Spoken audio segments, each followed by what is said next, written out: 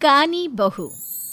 किशोरी लाल जी के बेटे राघव की शादी की बात जगह जगह चल रही थी, लेकिन किशोरी लाल जी को कोई लड़की पसंद ही नहीं आती थी।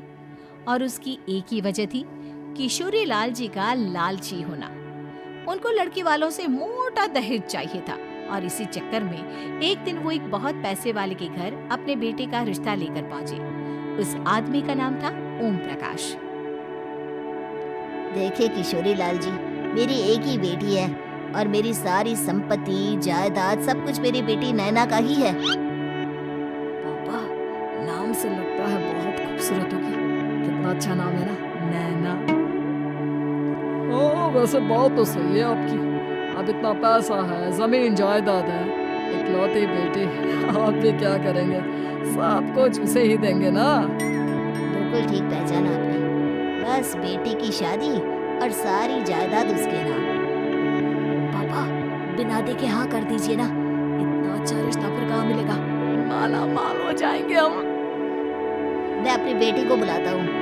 अरे नहीं नहीं नहीं, आपकी बेटी का नाम नैना है, सुनकर ही लगता है बहुत सुंदर होगी। रहने दीजिए अंकल, मैं तो आपकी बेटी के नाम से इतना खुश हो गया हूँ कि उसे बिना दे के शादी करने को तैयार हूँ। अब तो मैं उसका चेहरा सीधे शादी के बाद ही देखूंगा। और इस तरह राघव नैना का चेहरा नहीं देखता और उससे शादी कर लेता है। शादी के बाद अपनी सुहाग रात पर जब राघव नैना का घूंघट उठाकर देखता है तो नैना की आंखें बंद थी। कितनी खूबसूरत हो तुम नैना। जरा अपनी आंखें खोलकर मेरी तरफ देखो तो सही। नहीं, मुझे शर्म आती है। अरे, मैंने तुम्हें शादी से पहले भी नहीं देखा और अब अगर तुम आंखें खोलकर मुझे देखोगे भी नहीं तो मुझे अच्छा कैसे लगेगा? इससे पहले कि नैना अपनी आंखें खोलकर राघव की तरफ देखती, अचानक से लाइट चल गई और राघव नैना को पूरी तरह से देख भी नहीं पाया। अगली सुबह नैना राघव के लिए नाश्ता बनाकर लेकर आई। अरे ये क्या, आधा पराठा सेका हुआ है और आधा बिल्कुल कच्चा।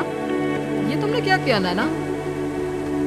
बहू, तुमने क्या आधा पराठा तवे से नीचे लटका कर रखा था जो आधा सिका है और आधा कच्चा?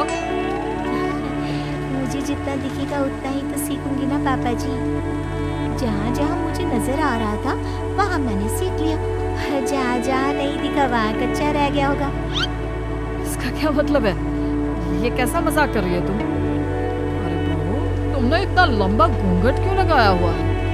देखो, हमारे घर में बहुओं को बेटी की तरह रखा जाता है और फिर तुम तो इतना सारा माल लेकर आई हो। देखो, ये घूंघट डालकर रखने की कोई जरूरत नहीं है। हाँ नैना, पापा जी ठीक कह रहा है, तुम तो आराम से रहो, अपना ही घर समझो। नैना अचानक से अपना घूंघट उठा लेती है।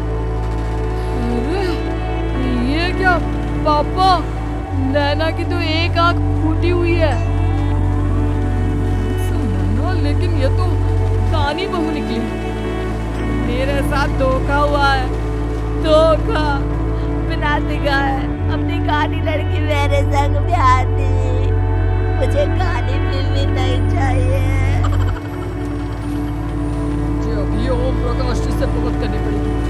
आखिर उन्होंने मेरे साथ ऐसा किया क्यों? अरे, आप लोगों ने तो पापा से कहा था कि आप लोग शादी से पहले मुझे देखना नहीं चाहते। अब मेरे पापा पर क्यों इल्जाम लगा रहे हैं? अरे लेकिन उन्हें बताना तो चाहिए था ना कि तुम कानी हो, एक आंख से तुम्हें दिखाई नहीं देता। किशोरी लाल और राघव नाराज होकर ओम प्रकाश को अपने घर बुला गए। पापा जी, ये आपने क्या किया? शादी से पहले बताया क्यों नहीं कि नैना की आंखों में परेशानी है? अरे, आप ही ने तो लड़की देखने से मना कर दिया था। और लेकिन आप बता तो सकते थे। आपको तो हमारी बेटी की प्रॉपर्टी चाहिए थी, वो भी पूरी की पूरी। अब क्या हुआ अगर उसे आधा दिखाई देता है? प्रॉपर्टी तो आपको पूरी मिल गई ना। अरे ये क्या बात हुई? मेरी शादी प्रॉपर्टी से नहीं, आपकी बेटी से हुई है। ये तो पहले सोचना चाहिए था, तब तो मेरी प्रॉपर्टी देखकर तुम्हारी जुबान लपलपा रही है। लेकिन मैं कानी लड़की को अपनी बीवी बनाकर नहीं रख सकता। पापा, कुछ करिए ना आप। देखिए ओम प्रकाश जी, आप हमारे साथ ऐसा नहीं कर सकते। और तुम देखो, अगर तुमने मेरी बेटी से शादी तोड़ी ना, तो जो भी प्रॉपर्टी मैंने तुम्हें दी है वो तो पूरी की पूरी वापस ले ही लूंगा, और आधी प्रॉपर्टी तुम्हारी भी लूंगा। अरे मेरी आधी प्रॉपर्टी भला क्यों लेंगे आप? इसलिए क्योंकि मेरी बेटी को आधा नजर आता है, और उसकी नजर अभी तक तुम्हारी आधी जायदाद पर ही पड़ी है। अब तुम उसे घर से निकालोगे तो कुछ तो लेकर जाएगी ना। और अगर हम आपकी बेटी को अपने घर की बहू बना कर रखे तो? तो तुम्हारी पूरी प्रॉपर्टी तुम्हारी ही रहेगी, और जो मैंने तुम्हें दिया है ना, उसमें से बस मैं आधा लेकर जाऊंगा। अरे लेकिन अब आप अपनी दी हुई प्रॉपर्टी में से आधी वापस क्यों लेकर जाएंगे, अगर मैं आपकी बेटी को अपनी पत्नी बनाकर रखने को तैयार हूँ तो?